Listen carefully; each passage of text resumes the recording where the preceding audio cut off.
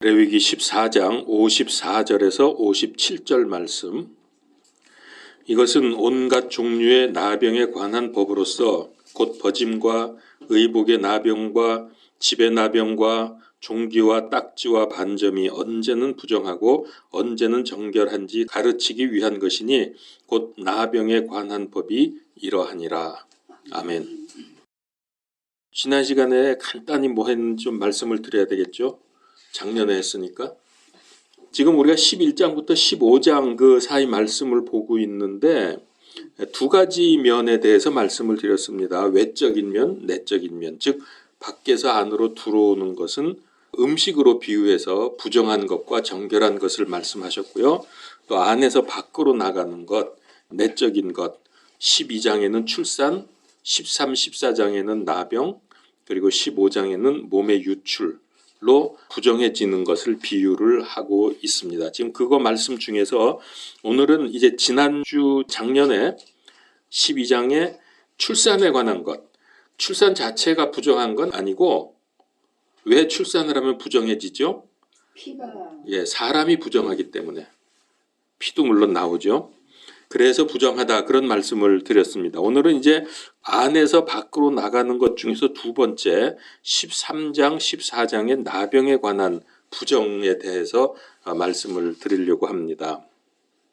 나병이라는 것은 그 병 자체를 말하는 것도 되겠지만은 이거는 우리 오늘 신약의 성도들의 입장에서 사람 속에서 밖으로 표출되는 것을 의미하는 겁니다.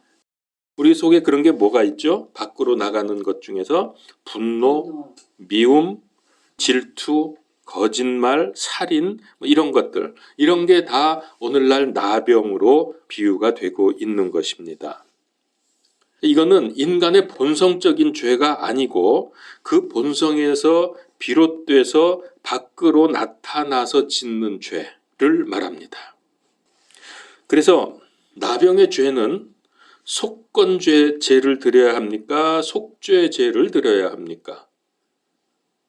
나병은 그러니까 이거는 본성의 죄가 아니라 본성에서 비롯되어서 밖으로 표출되는 사람이 짓는 죄. 그래서 이거는 속건죄를 드리는 것입니다. 속건죄가 필요합니다.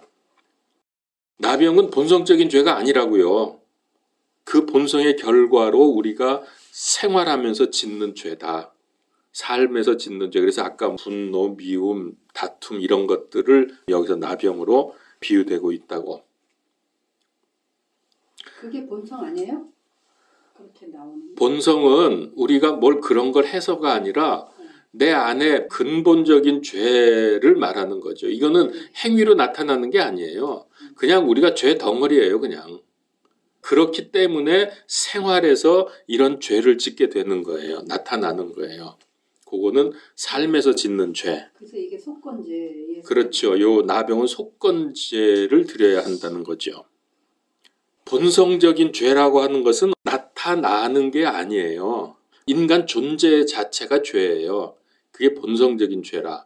근데 이것 때문에 우리가 생활하면서 그러니까 원죄라고 보통 생각하면 쉽겠죠. 본성적인 죄. 원죄 때문에 우리가 생활하면서 자범죄를 짓게 되잖아요. 나병은 자범죄를 말하는 것이고 내 처음부터 이렇게 설명할 거를. 본성적인 죄 때문에 죄졌습니다. 그거는 사람들에겐 그러지 않잖아요. 우리는 원죄는 하나님 앞에서의 죄죠. 사람 앞에서 죄가 아니란 말이에요. 출산에 의한 죄는 본성적인 죄입니까? 아니면 삶에서 짓는 죄입니까? 만약에 출산 자체가 애 낳는 것 자체가 죄다 그러면 그것은 이 삶의 죄예요. 애를 낳는 것. 근데 제가 그랬죠. 지난주에 출산 자체가 죄는 아닌데 왜 출산을 하면은 속죄죄를 드려야 돼요? 출산 자체는 죄가 아닌데 우리가 죄 덩어리 아주 본래적인 죄의 근원이기 때문에 인간이 존재가 죄이기 때문에 출산한 것으로 인해서 그 출산한 아이도 죄가 되고 나도 죄가 되는 거예요. 아이나 엄마가 죄를 져서 죄가 아니고 아예 본래적으로 죄인이기 때문에 그래서 출산을 하면은 속건제가 아니라 속죄제를 드리고 그러면 죄가 없어지는 속죄의 죄를 드리는 하나님이 그렇게 해주시죠. 하나님의 예. 법으로. 예. 그런데 여기 나병의 경우는 속건제다라고 하는 것을 우리가 구분을 그러니까 다른 거예요. 다른 종류예요. 그래서 이게 영어로는 sin인데 죄가 sin인데 출산에 의한 부정일 때는 대문자 S가 대문자예요. sin, sin. 그런데 나병에 의한 죄는 sins 복수가 돼요. S가 붙어요. since. 그래서 그 S는 소문자 S야. 그러니까 죄들이지 우리말로 번역하면 죄들. 킹제임스 성경을 읽다 보면은 죄라고 번역된 게 있고 죄들이라고 번역된 데가 있어요. 죄로 단수로 나오는 거는 원죄를 말하는 거고요. 본성적인 죄. 죄들이라고 말하는 거는 그 본성적인 죄 때문에 짓게 되는 죄들. 여러 가지 죄가 많잖아요. 그래서 그건 복수가 되는 거예요. 영어로는 대문자, 소문자 구분이 되는데 우리는 그게 구분이 안 되니까 그냥 죄들 이렇게 번역을 해놨어요. 나병에 의한 죄는 행위의 죄들의 문제니까 속건죄로 해결을 합니다. 나병에 걸리면 어떻게 돼요? 제일 먼저 나타나는 현상이 피부에 반점이 나타납니다. 그렇죠? 이게 죄들이 행위로 표출이 된다는 거예요. 이 밖으로. 본성적인 죄는 이 밖으로 보이지 않습니다. 드러나지 않습니다. 내 안에 들어있는 거죠. 그것 때문에 밖으로 표출되는 죄들이 있죠. 그래서 나병은 피부의 반점으로 나타나는 것처럼 죄들은 행위로 이렇게 바깥으로 표출된단 말이에요. 자, 그러나 죄들에 대한 자세한 설명이 필요하기 때문에 보충 설명을 한 게 15장을 주신 거예요. 이제 그러니까 15장도 보면 유출병에 관한 얘기거든요. 이게 나병하고 연결이 되는 겁니다. 그러니까 이게 참 많은 거예요. 본성적인 죄는 12장이죠. 출산. 12장 한 장인데 그 본성적인 죄 때문에 짓게 되는 죄들에 대해서는 13, 14, 15 무려 석 장을 할애하고 있는 거예요. 왜냐하면 종류가 많기 때문에 그리고 우리가 삶에서 많은 죄들을 짓기 때문에 그렇습니다. 13장, 14장은 나병에 관한 거고 이게 이제 제일 중점이고 그걸로 부족하니까 15장에서 또 유출에 관한 여기서는 이제 남녀의 몸에서 나오는 유출에 따른 부정함을 말씀하고 있습니다. 자, 15장 25절을 보게 되면은 어떤 여인이 자기의 분리기간이 아닌데도 여러 날 동안 피를 유출하거나 혹은 자기의 분리기간이 지났는데도 유출을 내면 그녀의 부정함을 유출하는 모든 날이 그녀의 분리하는 날들과 같아서 그녀가 부정할 터인즉. 이 분리기간이라는 건 뭔지 아시죠? 요즘 말로 하면 월경입니다. 월경하는 기간. 근데 그때가 아닌데도 계속 유출을 하게 되면 그것도 부정하다는 거예요. 간단히 말하면 그런 뜻입니다. 피는 사람에게 필요한 것이지만 그것이 밖으로 유출될 때는 부정해집니다. 왜 그러냐면 일단 사람 안에서 나오는 거는 모두가 부정하기 때문에 그래요. 자, 이제 여기서 우리가 신약적으로 적용을 해볼 필요가 있는데요. 사람 안에서 나오는 것들 중에서 제일 많은 게 뭐죠? 말이죠. 말하는 거. 말은 좋은 말도 있고 나쁜 말도 있거든요. 또 합법적인 말도 있고 불법적인 말도 있거든요. 근데 아무리 좋은 말이고 합법적인 말이라도 일단 그것이 사람에게서 나왔기 때문에 사람의 기준이기 때문에 그건 부정합니다. 이게 하나님 앞에서 그런 거예요. 그래서 욥기 14장 4절에 보면은 누가 불결한 것을 부정한 것 가운데서 가져올 수 있나이까? 아무도 없나이다. 그렇게 말씀을 하셨거든요. 그러니까 우리 존재 자체가 죄이기 때문에 사람에게서 나오는 거는 우리 생각에는 이건 좋은 말이고 이거는 좋은 행동이고 의로운 거다. 아무리 그렇게 생각을 해도 그건 죄입니다. 왜냐하면 원죄를 갖고 있기 때문에 본성적인 죄 때문에 그런 거예요. 그러면 신약에 사람에게서 나온 모든 것은 악하니라. 그게 여기에 기반이 돼 있는 거예요? 이거하고 연결이 되죠. 당연히. 모든 게 다 부정한 거예요. 불결하고. 그래서 성도는 지금 우리가 본 대로 외적인 면, 내적인 면 지금 우리가 말씀드리고 있는데요. 그럼 모든 면에서 항상 그리스도가 드러나야만 깨끗하고 정결합니다. 그리스도가 드러나지 않으면 인간만 나타나면 어떤 경우에도 부정합니다. 그 죄입니다. 왜냐하면 그리스도로부터 비롯된 것만이 정결하기 때문에 그렇습니다. 그래서 내가 지은 죄와 악뿐만 아니라 나의 의로움, 올바름조차도 죄라고 하는 것을 인정하고 이거 해결해야 돼요. 우리는 해결 못하죠. 개념을 좀 정리를 해보면요. 이렇게 생각하면 됩니다. 우리가 행하는 모든 것들, 말이든 행동이건 그 생각이든 그 모든 것들이 그리스도로 말미암지 않았다면 죄입니다. 그 어떤 것도 죄입니다. 불신자들 중에 의로운 사람 있어요. 정직한 사람 있어요. 착한 사람 있어요. 이 사람들이 하는 모든 행동은 죄입니까? 죄가 아닙니까? 죄입니다. 예, 모두 죄예요. 왜? 그들에게는 그리스도가 없잖아. 그리스도로 말미암지 않은 건 모든 게 죄라고요. 이게 성경의 원리예요. 그래서 더럽고 부정한 죄인이 하나님을 섬기려면 죄 가지고는 안 되잖아. 하나님을 섬길 수 없잖아요. 그래서 어떻게 해야 되느냐? 가장 먼저 해결해야 될 거, 속죄해야 돼요. 죄 용서를 받아야 돼요. 그러지 않고서는 그 어떤 것도 하나님 앞에서 의미가 없습니다. 그것이 이제 14, 15, 16장 이 안에서 밖으로 나오는 모든 것이 죄라고 하는 것을 나병하고 유출에 관한 것으로 설명을 하고 있습니다. 아까 제가 그래서 그런 얘기했죠. 피가 우리 생명을 위해서 중요한 거고 피가 곧 생명이라고 하셨는데 그게 유출되면 밖으로 나오면 부정하다 그랬죠. 왜? 사람에서 나온 건 다 부정해요. 생명인 피조차도. 그래서 유출이 있을 때에는 하나님께 이 속죄를 받아야 돼요.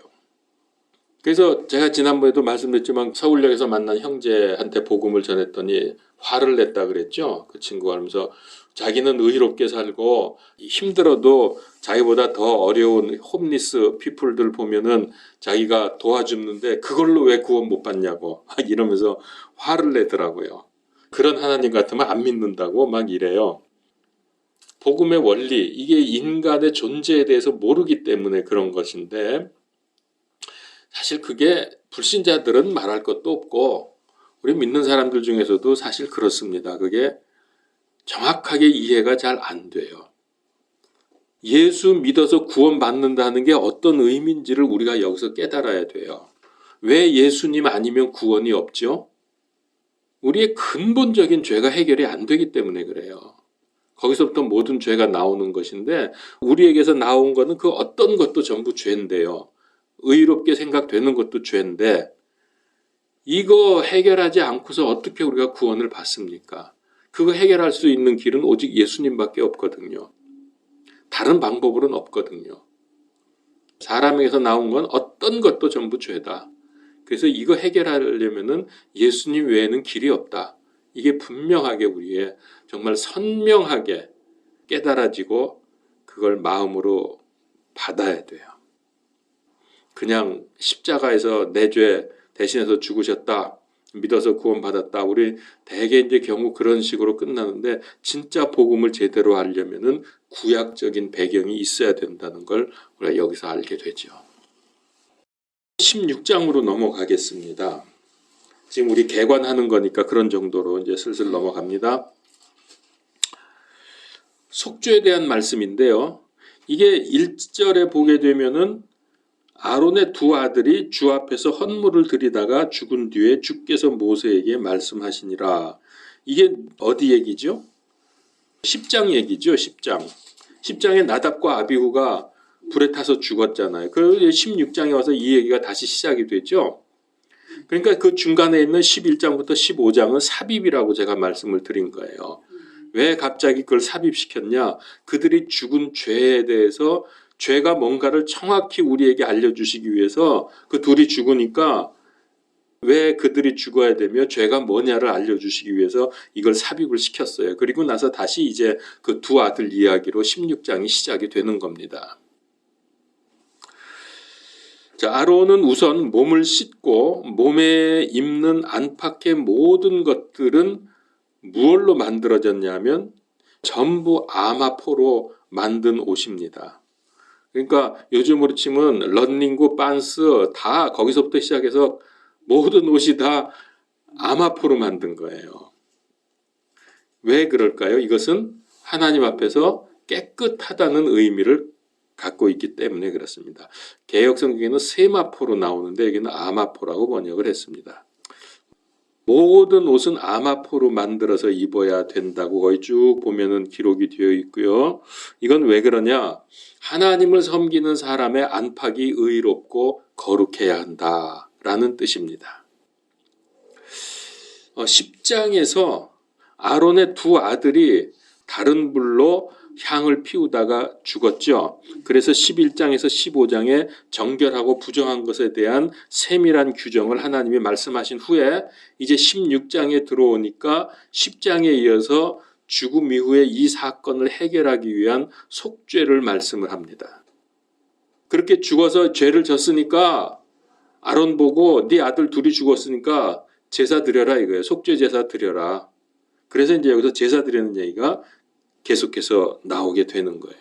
그 죄를 용서받기 위해서.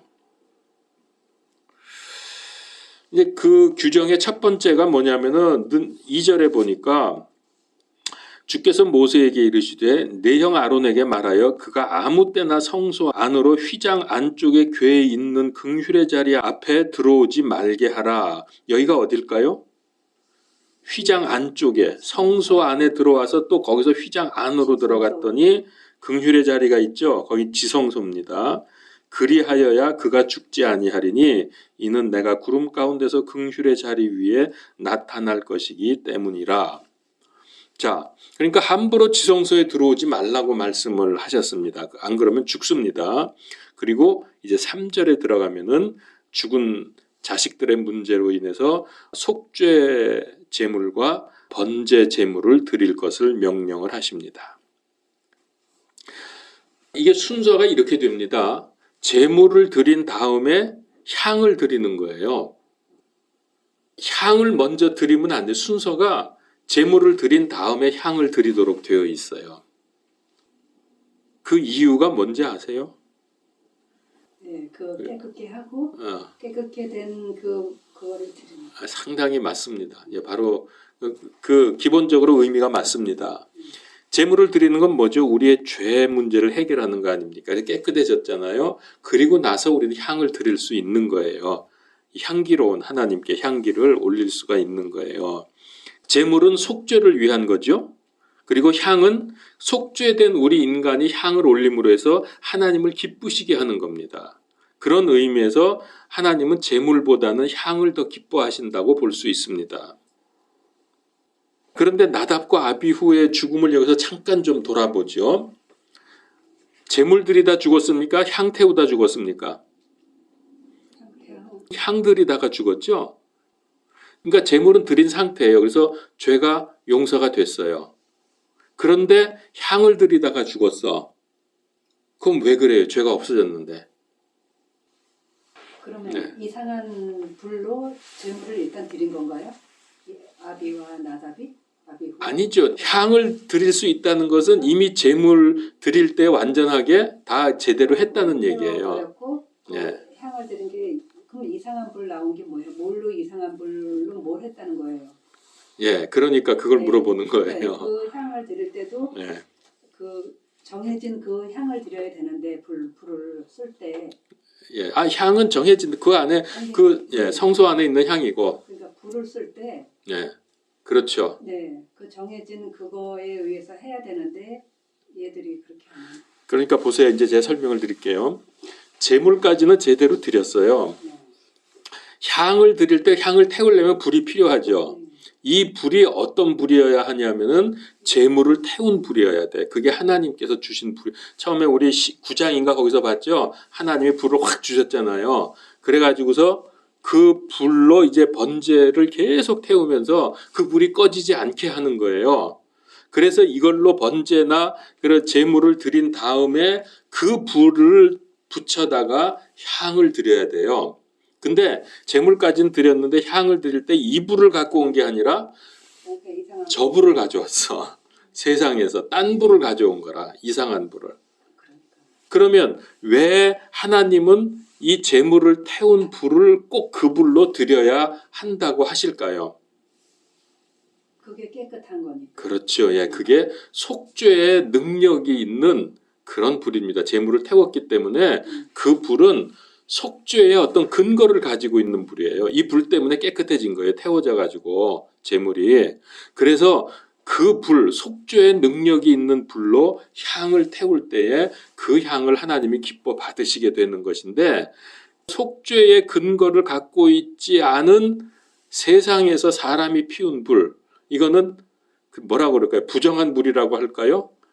의미적으로 볼 때 성경에는 그렇게 표현 안 돼 있지만은 그 불로 향을 드렸으니까 이거는 앞에서 제물 드린 게 무효가 된 거란 말이에요. 그래서 속죄가 안 된 상태에서 하나님께 향을 드리니까 죽은 거예요. 9장에 보면은요, 일단 24절을 보세요. 23절부터 봅시다. 9장 23절.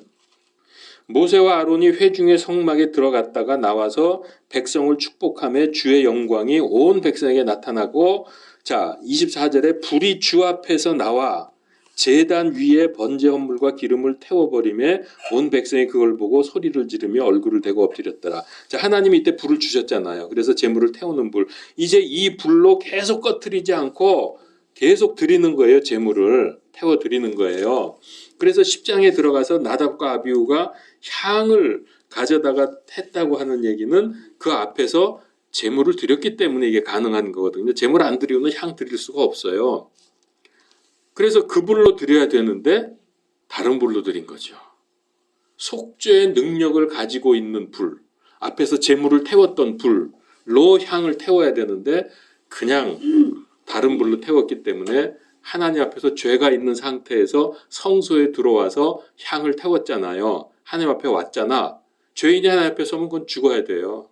그러니까 하나님이 정해주신 대로 안 했으니까. 그렇죠. 정해주신 안 했으니까 그런 일이 벌어져요. 벌어져요. 그러니까 정해주신 대로 안 한 게 왜 문제가 되냐? 죄 있는 상태로 하나님께 왔다는 거예요. 그러면 죽어요. 그러니까 우리가 이제 앞에서 11장에서 15장의 그 죄의 정결함, 부정한 거 뭐 이렇게 죄에 관한 문제를 쭉 봤는데 거기서 사람이 얼마나 더럽고 부정한가를 알 수가 있죠. 심지어 좋은 동기, 좋은 마음으로 했어도 사람에게서 나온 것은 다 하나님 앞에서 부정하다. 그래서 속죄가 필요하다. 하나님을 섬기는 제사장과 성도들 모두가 다 속죄가 필요한 이유입니다. 이게 반드시 이게 먼저 되지 않으면 죽어요. 이거 해결해야 돼요. 그래서 나답과 아비후는 제단의 하나님의 불이 아니라 하나님이 인정하지 않는 불, 즉 속죄 받을 수 없는 세상의 불, 인간이 태운 불, 피운 불을 사용했습니다. 그래서 그들은 죄 있는 상태로 하나님에게 나갔다가 징벌의 죽음을 당했습니다. 유대인들이 정말 눈이 열려서 그리스도를 받아들이는 그분들은 너무 이해가 잘 될 것 같아요. 우리는 피상적인 거예요, 사실은. 뭐 복음, 예수 그리스도 그래도. 근데 그들이 이런 그 구약의 배경을 가지고 예수님을 딱 받아들이면 그건 정말 대단한 믿음이죠. 그러니까 우리가 구약이 어려운 이유가 그거예요. 근데 이 구약 중에서 제일 중요한 거가 물론 창세기가 죄의 근원을 얘기하니까 그 중요한데 레위기가 죄와 또 하나님이 누구시냐 내가 어떻게 구원을 받는가 뭐 이런 부분에서 너무나도 중요한 것 같아요. 예. 그래서 구약에서 제일 중요한 게 뭐냐 그러면 저는 레위기 그래요. 그런 것 같아요. 예, 그래야 예수님 또 십자가 속죄 이런 게 다 이해가 제대로 이해가 돼요. 그러니까 우리가 죄를 해결하지 않아서 사람의 어떤 행위, 어떤 동기, 어떤 결과도 부정하다고 하면 속죄 없이 아무리 향을 피운다 해도, 즉 속죄 없이 아무리 선행하고 뭐 주신 의무를 또 다 행한다 할지라도 그것은 하나님 앞에서 의미가 없다는 거죠.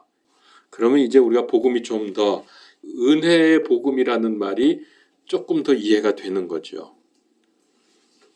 예수 그리스도 믿음으로 속죄되지 않은 상태에서 그 어떤 의와 선과 노력도 하나님이 받지 않으신다. 이 말이 이해가 되죠. 오히려 그렇게 하나님께 나아가면 죽는다. 그래서 예수님이 우리를 대신해서 죽으셨다. 이런 것들이 다 여기와 연결이 됩니다. 자, 여기까지 이해가 되셨으면 네, 좋습니다. 이제 오늘은 여기까지 할 생각입니다. 기도하고 마치도록 하겠습니다. 하나님 감사합니다. 오늘 죄에 대한 확실한 말씀, 얼마나 하나님이 죄 문제를 심각하고 세밀하게 다루시는지 우리가 알게 되었습니다. 그리고 이것을 해결할 수 있는 방법은 우리가 아니고 오직 하나님께서 해결해 주셔야만 우리 죄가 속죄되는 것을 또한 믿습니다. 우리의 믿음이 성숙해져 가면서 더욱 하나님께 영광 돌리며 하나님께 향기로운 향을 태워드리는 믿음 생활이 되게 하여 주시옵소서. 또 우리가 이 믿음으로 세상에서 생명을 증거하는 인생이 되게 하여 주시옵소서. 예수 그리스도 이름으로 기도하옵나이다. 아멘.